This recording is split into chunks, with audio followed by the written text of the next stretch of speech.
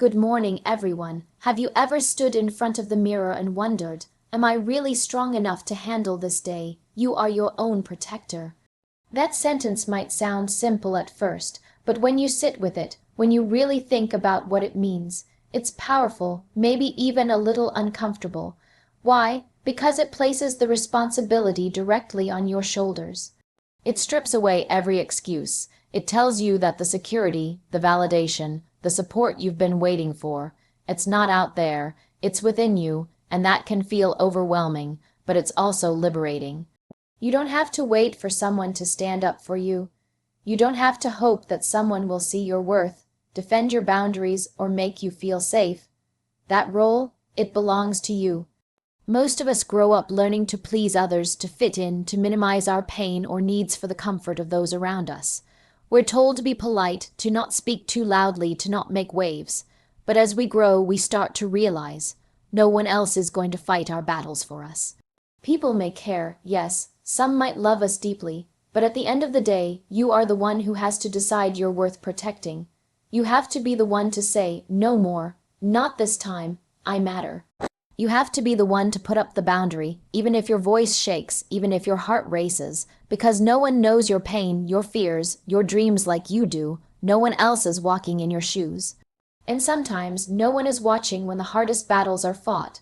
Being your own protector doesn't mean you never need help. It doesn't mean you isolate yourself or reject others. It means you are the first line of defense for your own peace, your own worth, your own truth. It means you stop handing the pen of your life to other people and expecting them to write a happy ending for you. You take it back. You become the editor, the author, the main character. And you start telling a story where you are not just surviving. You are taking up space, speaking up, standing tall, and refusing to settle for anything less than what you know you deserve. But let's be honest, being your own protector is hard. It takes practice. It means you have to stop abandoning yourself when things get uncomfortable. It means not laughing when someone disrespects you just to keep the peace. It means walking away from situations, jobs, relationships, even family members who cross your boundaries, even when it hurts. Especially when it hurts, because real protection doesn't always feel good in the moment.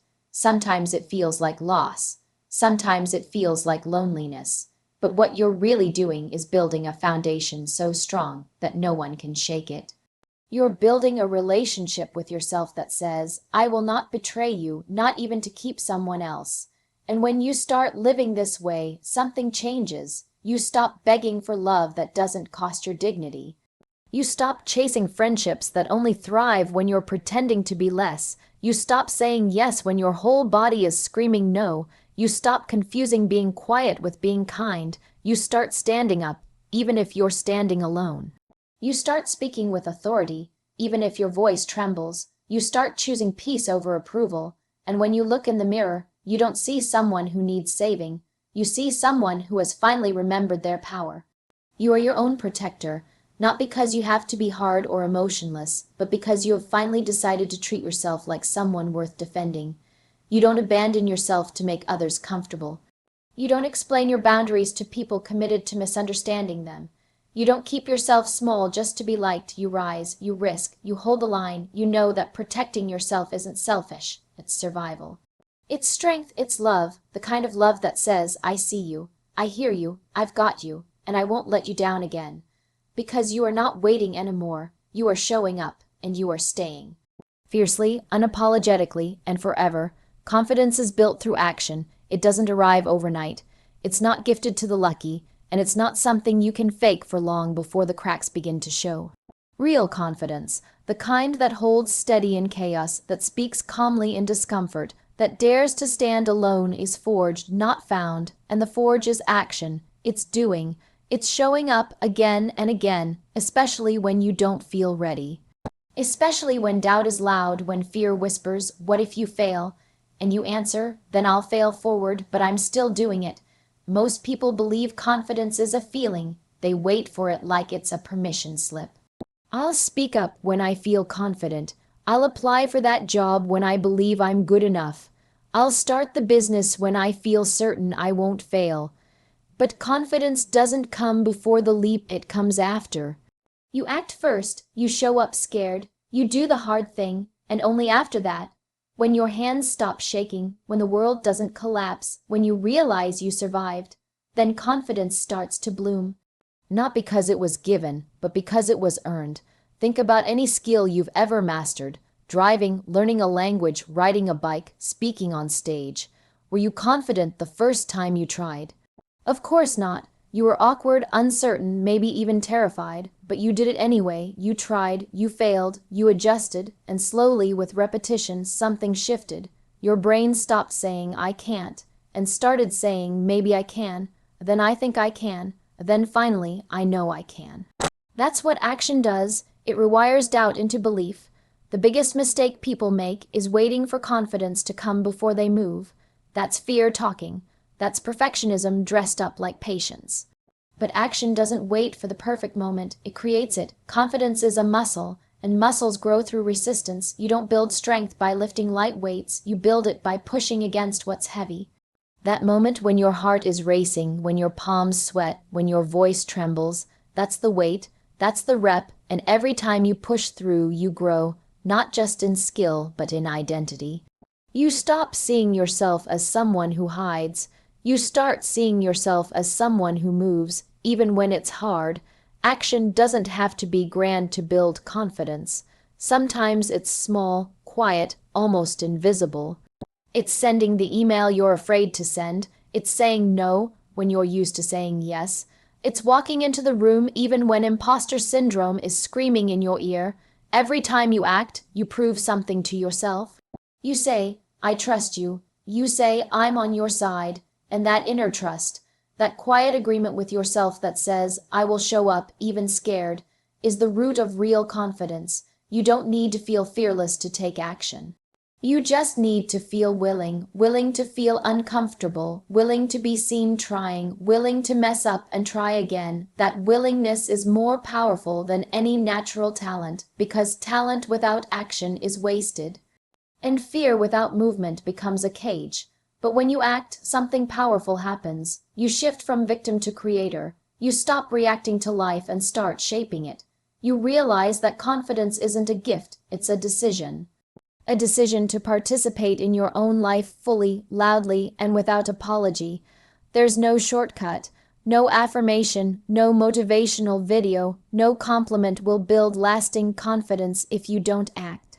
You have to earn your own respect. You have to keep the promises you make to yourself. You have to do the thing, badly at first, awkwardly, imperfectly, and then do it again better. That's how it works. That's how it's always worked, and it's available to anyone willing to show up. The truth is, every confident person you admire once stood where you are. Unsure, afraid, unproven, the only difference. They moved, they took the risk, they dared to fail publicly, and when they did, they discovered something extraordinary. Action didn't just change what they did, it changed who they became. That transformation is waiting for you too. But you won't find it in your comfort zone. You'll find it in the doing, the trying, the failing, the growing. Because confidence isn't found in knowing you'll succeed. It's found in knowing you'll survive, no matter what happens. And the only way to learn that is to act. Emotions are power, not weakness. This idea runs counter to so many messages we hear growing up, and even as adults. We're often taught to control, hide, or suppress our feelings, as if showing emotion is a sign of fragility or lack of control. But the truth is far more complex and far more freeing. Emotions are some of the most powerful tools we have. They are signals, guides, and engines that drive us forward. To dismiss them as weakness is to ignore a fundamental part of what makes us human and what makes us strong. When you feel deeply, whether it's anger, sadness, joy, or fear, you are connecting with a raw energy inside you. That energy is neither good nor bad, it just is. It's telling you something important about your experience, your boundaries, your desires, and your needs. Anger, for example, often gets a bad rap, but it is a force of protection. It's the alarm bell in your body that sounds when something is wrong or unfair. It fuels the courage to speak up, to fight injustice, to defend yourself and others. Without anger, injustice could thrive unchecked. That doesn't mean you let anger run wild. but it does mean you honor it as a powerful motivator, not a flaw. Sadness, too, is powerful. It connects us to loss, to change, to what we value deeply. It allows us to slow down, to reflect, and to heal. When we resist sadness or push it away, we risk numbing ourselves to life's richness. Feeling sorrow doesn't make you weak. It makes you real. It opens the door for empathy, compassion, and connection. It teaches resilience because to feel deeply and keep moving forward is no small feat. Joy and love are equally powerful emotions. They fuel creativity, connection, and purpose. They remind us why we strive, why we endure, and why life matters. When you let yourself feel joy fully, you build an inner well of strength that sustains you through harder times. When you love yourself and others openly, you create bonds that become lifelines. These emotions are not just pleasant, they are the foundation for a life worth living. Fear is often seen as the ultimate enemy, the thing to conquer or avoid, but fear is power too. It sharpens our senses, focuses our attention, and prepares us to act. Fear teaches us caution and wisdom when respected, but it can also ignite bravery when challenged. Every act of courage begins with fear. When you acknowledge fear instead of denying it, you transform it into a tool rather than a barrier. That transformation is strength in action. Understanding that emotions are power changes everything. It allows you to stop hiding who you are and start embracing your full self. It frees you from the exhausting task of pretending to be unemotional or above your feelings. Instead, you learn to listen to what your emotions are telling you and use that knowledge to make choices that honor your truth. You gain a new kind of control, not control through suppression, but control through awareness and acceptance. This doesn't mean emotions will always be easy or comfortable. Sometimes they will be overwhelming or confusing, but learning to work with them rather than against them is a skill, and like any skill, it gets stronger with practice. When you feel anger rising, you can ask, what boundary is being crossed? When you feel sadness, you can ask, what needs attention? When fear whispers, you can ask, what is it warning me about? And when joy shines through, you can lean into it fully, knowing it fuels your resilience. When you start seeing emotions as power, you also change how you relate to others. Instead of judging people for their feelings, you recognize their courage in showing them. You become more compassionate because you understand how much energy it takes to be vulnerable. And that compassion creates deeper, more authentic connections because it's built on acceptance rather than judgment. Ultimately, owning your emotions means owning your story. It means you are not afraid to feel deeply because you know that feeling deeply makes you stronger, not weaker. It means you are ready to live fully, accepting the messy, beautiful, intense human experience for what it is, a source of endless power, growth, and truth. So the next time you feel overwhelmed by your emotions, don't push them away. Don't label yourself as weak or out of control. Instead, remind yourself, this is your power speaking. This is your heart and mind working together to protect, guide, and propel you forward. When you honor your emotions, you honor yourself. And that is the greatest strength there is. Truth is your greatest weapon. It may not look like a weapon at first glance. It doesn't have the flash or the noise of more obvious tools like power, money, or charm. But truth cuts deeper and lasts longer than any of them. It is the foundation on which real strength is built, and the shield that protects you when everything else falls away. When you wield truth, you are armed with clarity, courage, and an unshakable sense of self that no one can take from you. Living truthfully means living authentically. It means being honest with yourself about who you are, what you want, and what you believe. It means facing the uncomfortable realities of your past, your mistakes, and your fears without hiding behind excuses or denial. It means standing up for your values even when it's easier to stay silent or pretend. And it means speaking your truth to others, even when it risks rejection, conflict, or misunderstanding. Why is truth so powerful? Because it is rooted in reality. Lies and half-truths are fragile. They crumble under pressure, twist into confusion, and leave you vulnerable to doubt and fear. Truth, on the other hand, is solid ground. When you build your life on truth, you don't have to remember what story you told to whom. You don't have to keep track of lies or wear masks to hide parts of yourself. Truth simplifies, clarifies, and frees you to live without the exhausting weight of deception. But truth is not always easy to wield. Sometimes it is messy, painful, and raw. It exposes faults and failures, forces accountability, and demands courage. There is a temptation to soften or avoid truth because it feels like it will hurt, whether that hurt is your own or someone else's. Yet choosing truth over comfort is choosing long-term strength over short-term relief. It is a commitment to growth, healing, and integrity. When you make truth your weapon, you gain clarity. You see situations for what they really are, not how you wish they were or how others try to convince you.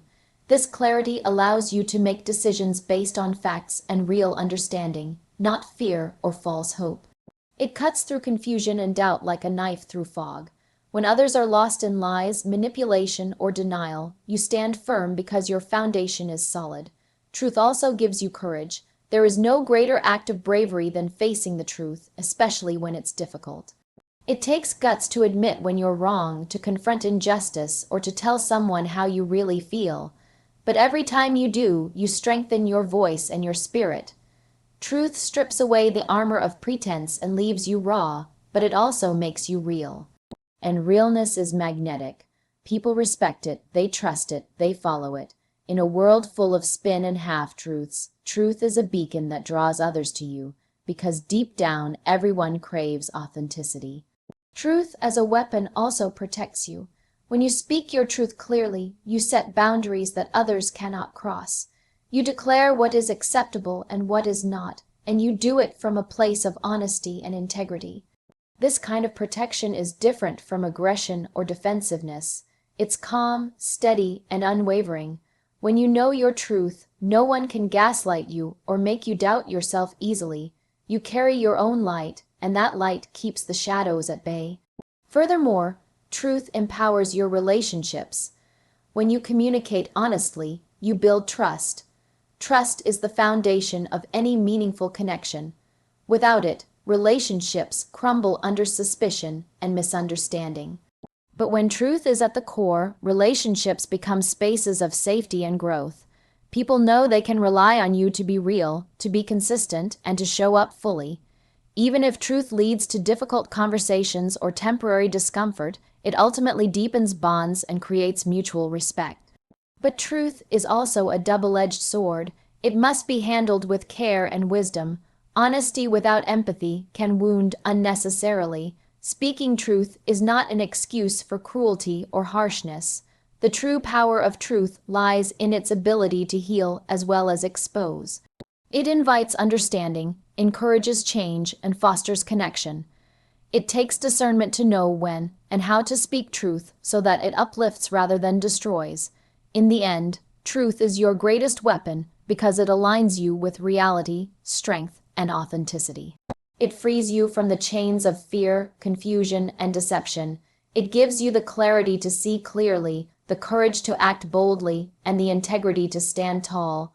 When you choose truth, you choose to live with purpose and power, no matter what challenges come your way. So wield your truth wisely and fiercely. Let it be your sword and your shield, because in a world that often values illusion over reality, truth is the most radical, revolutionary, and empowering weapon you can carry. Fear is natural, but courage is a choice. This truth sits at the heart of every moment where we face uncertainty, challenge, or danger. Fear is not the enemy. It is an instinct as old as humanity itself, wired into our brains to protect us from harm.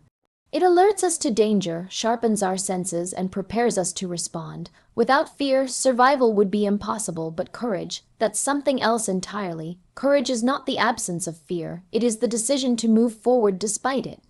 Everyone feels fear. It doesn't discriminate based on age, experience, or strength. The most fearless people you admire have felt it too. The truth is, courage doesn't mean you don't feel fear. It means you feel it and act anyway. It means your heart pounds, your breath quickens, and your mind races with what-ifs. But you don't let those feelings stop you. You choose to face the fear head-on because you know that some things are worth risking everything for. Fear is natural because it's a signal, a message from your body and mind saying, be careful, danger may be near. It's a survival mechanism designed to keep you safe. When you encounter a threat, real or perceived, Your brain floods your body with adrenaline, heightening your senses and preparing you for fight, flight, or freeze. This reaction is automatic and powerful. You can't simply turn it off with willpower. That's why fear often feels so overwhelming and paralyzing. It's meant to be, but here's the catch. Not all fear is about physical danger. Much of what we fear today comes from internal battles. Fear of failure, rejection, judgment, or the unknown. These fears can be just as real and just as intense as any physical threat, and often they hold us back from the lives we want to live. They whisper doubts, magnify risks, and convince us that the safer path is to stay still, invisible, and small. That's where courage comes in. Courage is the choice to acknowledge fear but not be ruled by it. It's the quiet voice inside that says, "I'm scared, but I'm going to try anyway." Courage is not reckless or careless. It's deliberate and intentional. It recognizes the risks but decides that the potential for growth, change, or truth is greater than the comfort of safety. Courage turns fear into fuel rather than a barrier. The moments that require courage are often the ones that define us. It might be speaking up when everyone else is silent. It might be starting a new path when the old one feels familiar but unfulfilling. It might be choosing honesty when lies seem easier. These choices don't come without fear, but they come with courage. And that courage shapes your identity. Each time you choose to act despite fear, you become braver, you build resilience, you prove to yourself that fear does not control you. You control fear. Choosing courage also means accepting vulnerability. To be courageous is to be vulnerable. You open yourself up to uncertainty, possible failure, or even criticism. That openness can be terrifying, but it's also where transformation happens. Vulnerability allows connection, learning, and growth. It breaks down walls of isolation and invites authenticity. Without vulnerability, courage cannot exist, because courage is the willingness to be seen and to take risks in spite of fear. Importantly, courage is not a fixed trait reserved for heroes or leaders. It's a daily decision available to everyone. It's found in the small, ordinary moments as much as in the grand gestures.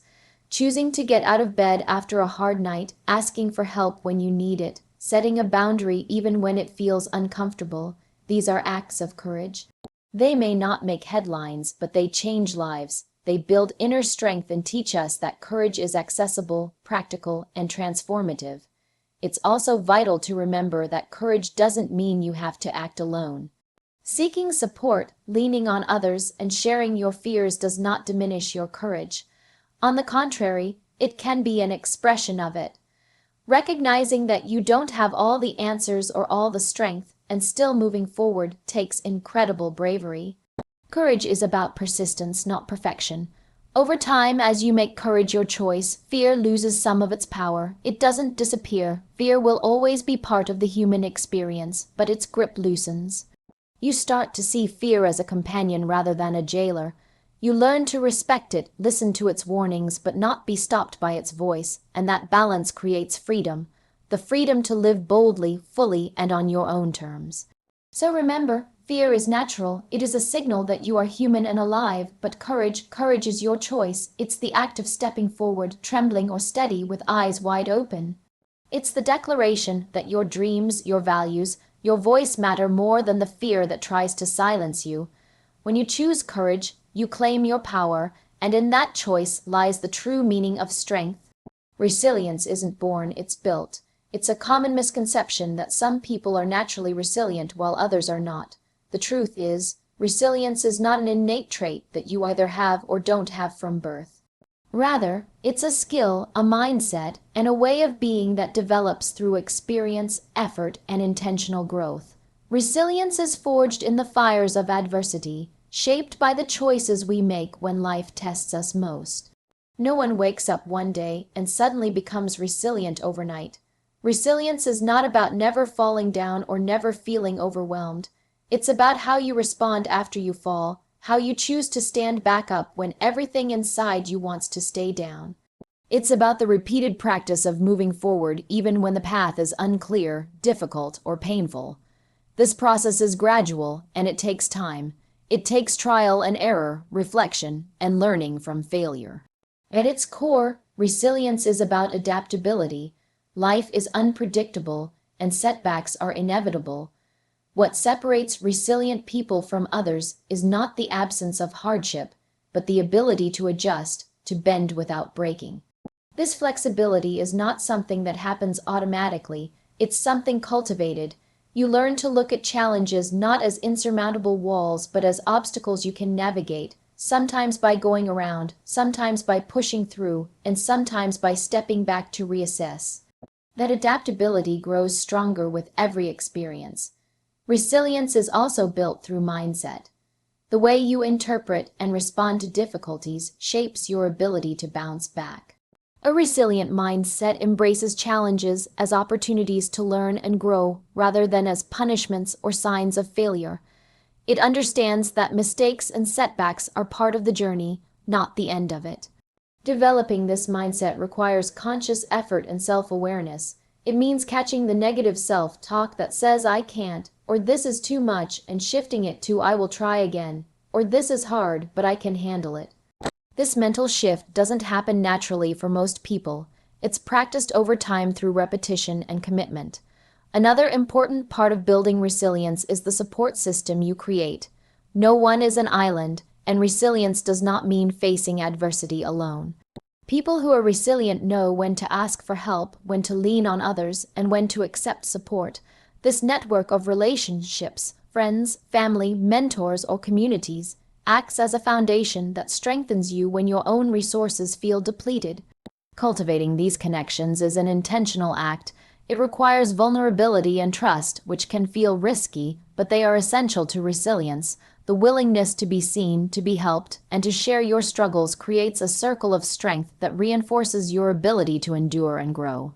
Resilience is also built through self-care and boundaries. When you take care of your physical, emotional, and mental health, you build the energy and clarity needed to face challenges. Simple practices like getting enough rest, eating well, exercising, and making time for reflection and relaxation are not luxuries. They are tools of resilience.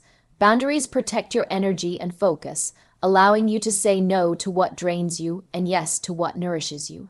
These habits do not come naturally to everyone. They must be learned and prioritized to sustain resilience over the long haul. Importantly, resilience is built through meaning and purpose.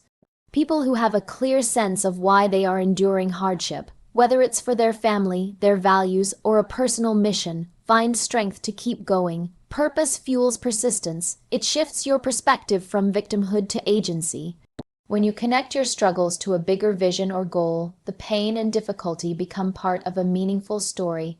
This sense of purpose can be discovered and nurtured over time. It's not something you necessarily have from the start. Every experience of adversity is an opportunity to build resilience. It might be a personal loss, a career setback, a health challenge, or a difficult relationship. The way you respond to these moments, whether you give up, retreat, or face them head-on, determines how resilient you become. Resilience grows when you choose courage over avoidance, learning over denial, and persistence over surrender. It's a muscle that strengthens with use. The beautiful truth about resilience is that it's always within reach. No matter your background, circumstances, or past experiences, you can build resilience by practicing patience with yourself and embracing growth. It's a lifelong journey, not a destination. Each step you take, even the smallest ones, adds to your capacity to endure, adapt, and thrive. So remember, resilience isn't something you are born with. It's something you build brick by brick, moment by moment, through mindset, support, self-care, purpose, and most importantly, action. You grow your ability to withstand life's storms and come out stronger on the other side. That power is yours to cultivate, no matter where you start.